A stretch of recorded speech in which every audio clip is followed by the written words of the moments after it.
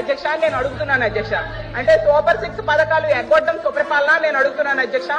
చరిత్రలో ఎప్పుడూ లేనట్టుగా 9 నెలల్లో 1,00,000 కోట్ల పైగా అప్పులు చేయడం సుపరిపాలన నేను అడుగుతున్నాను అధ్యక్ష. రోజుకి 50 మంది మహిళలపై అఘాయిత్యాలు నేరాలు జరగడం సుపరిపాలన నేను అడుగుతున్నాను అధ్యక్ష. అలాగే బెల్ షాప్స్ ద్వారా మద్యం ఏరులై పారడం సుపరిపాలన నేను అడుగుతున్నాను అధ్యక్ష. అలాగే మెగా డిఎస్సీ పై తొలి సంతకం పెట్టి 9 నెలలైనా కూడా అది పూర్తి చేయకపోవడం సుపరిపాలన నేను అడుగుతున్నాను అధ్యక్ష. అలాగే ఉద్యోగులకు డిఏ పిఆర్సీ ఐఆర్ ఇవ్వకపోవడం సుపరిపాలన నేను అడుగుతున్నాను అధ్యక్ష. రైతులకు గిట్టుబాటు ధర ఇవ్వకపోవడం సుపరిపాలన నేను అడుగుతున్నాను అధ్యక్ష. 83 లక్షల మంది విద్యార్థులకు అమ్మఒడి అలాగే వీళ్ళు చెప్పిన తల్లికి వందనం ఎగనామం పెట్టడం సుపరిపాలన నేను అడుగుతున్నాను అధ్యక్ష. ఈ రాష్ట్ర ప్రజలకు రైతులు 53 లక్షల మంది ఉన్నారు అధ్యక్ష. వాళ్ళకి రైతు భరోసా ఎగ్గొట్టడం సుపరిపాలన నేను అడుగుతున్నాను అధ్యక్ష.